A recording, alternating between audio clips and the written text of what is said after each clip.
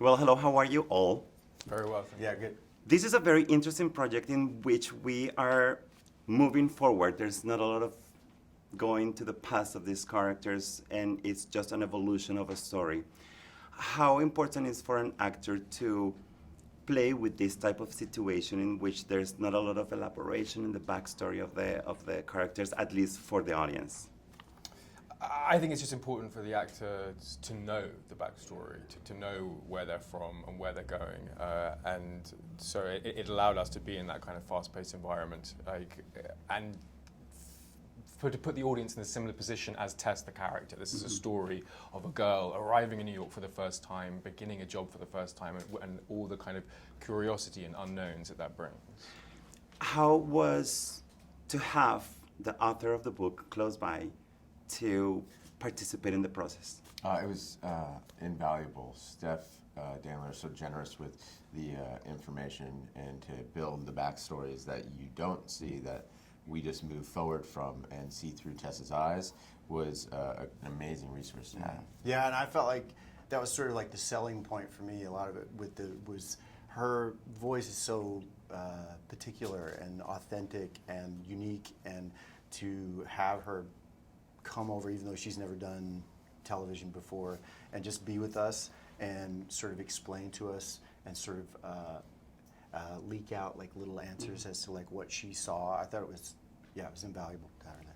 I love that your character has to manage a lot of situations that are super uncomfortable, but he's in front of the patron, so he has to behave in a certain manner. How is that part for you? Well, you know, I love Howard. I think that he really is sort of representative of what is the sort of ideal of what is trying to happen at these kinds of restaurants. You know, this sort of it's almost a veneer. It's so positive. It's so service oriented, and he's so immaculate and soigné, if I may say. You may, please. And he is, you know, to play someone that's that elegant and sort of that put together is, it's fun, and it's not a character that I've played before, so that was good. After the boot camp that you did for a week to learn all the intricacies of what it means to be a waiter or a person that works in a restaurant, how was this establishing the choreography during the scenes? Because some of the scenes have a lot of movement and they're very agile. Yes. How was that part for you? I mean, I play a barman, so I think it's better that Evan hits this one because I basically just stand still and shake ice. Yeah, no, it's great. We have an amazing camera team. So,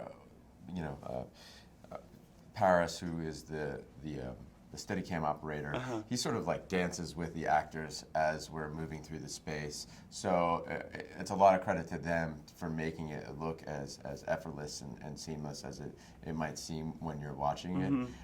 But the boot camp was really helpful. We have both worked in restaurants. Have you worked in a restaurant before? I worked in a pizza place about 4 decades ago.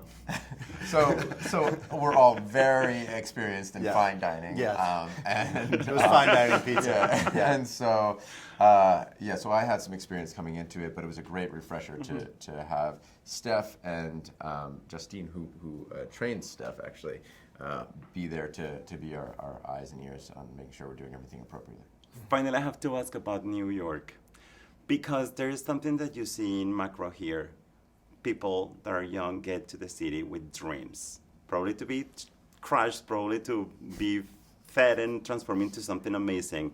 But we see that, and it's a beautiful thing because New York allows that to happen. Tell me about that part.